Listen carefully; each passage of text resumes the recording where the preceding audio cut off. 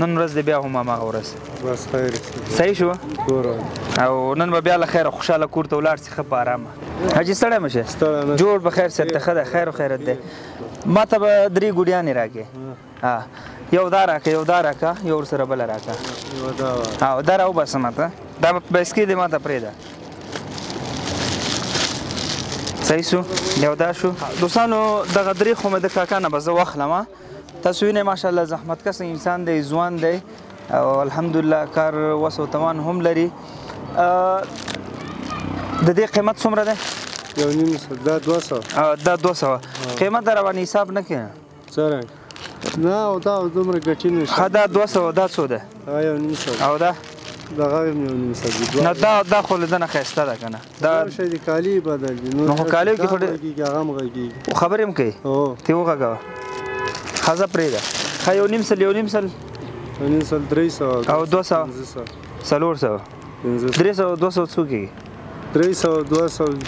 ښه دا صحیح دی ښه 500 خو به دا شي دا به زه درکړم درته دا اوس زه څنګه کړمه چې کې راته چې که نه دغه 500 دا واله دوستان دا زه چاته اخلم چاته ورکوم هغه بیا بله ویډیو کې تاسو ته زه ښیم ښه یو موضوع مهمه د ورځې 200 یا 300 پیدا کوې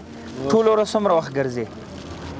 سهار راوځو تر ماښامه پورې د سترګو لوېدو پورې 7 بجې راوځو د شپې چې لاړ شي خوب دې څنګه یې ارامه داسې ویده یې راجګېدی یم نه سهار مازه ته به زور جګېږي ښه داسې خوب کوې چې سهار پورته کېدی هم نه شي خو ځینې خلک داسې دي چې دغه خوب لپاره ګولۍ خوري بیخي خوب پسې ګرځي څه فکر کوې دا څه تکلیف وي خلکو کار نه لري کار وکړي پیاده وګرځي ستړی شي دا کوم خوب وکړي کار وکړي او وږی کېږي څنګه وږی کېږي او ټوله ورځ مړۍ نه خورو بس ماخستان کې خورو بس ماخستان شته بیا ښه کوو اوس راوځو ښه یو مهمه موضوع ده ځینې خلک د ډوډۍ د هضم لپاره منډې وهي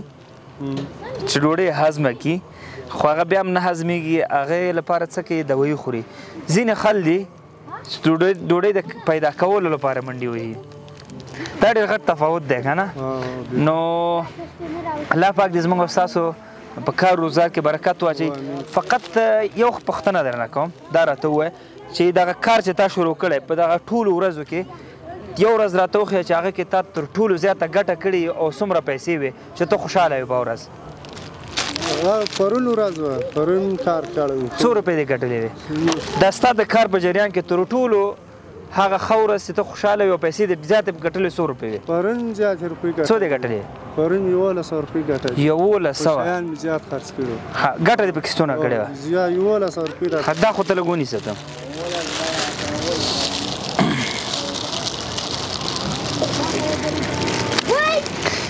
یو دوه درې څلور پنځه شپږ اووه اته نهه لس 11 نن ورځ دې بیا هم هماغه ورځ بس خیر صحیح شو کور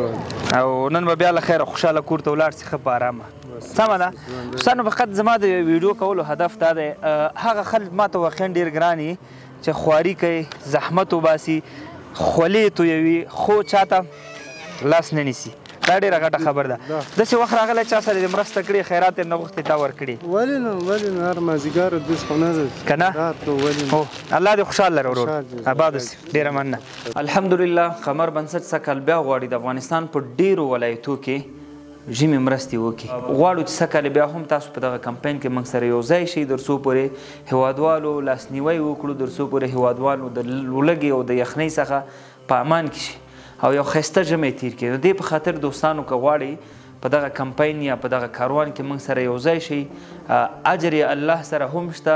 هغه سکون او اطمینان به انشاءالله په دنیا کې الله هم درکوي درته په مال او ستاسو په تجارتونو کې به انشاءالله الله برکت هم ږدي چون دا زه نه وایم دا حدیث شریف دی چې صدقه باندې مال زیاتېږي کمیږي نه نو راځئ د دغه چانس څخه په استفادې موږ سره یو ځای شي انلاین مرستو لپاره سکرین باندې لینک درته ښکاري آفلاین لپاره خو واتساپ نمبر شته تر څو پورې سږ کال بیا هم خپلو هیوادوالو سره مرستې وکړو او د یو خوشحاله ښایسته ژمی تیر کړي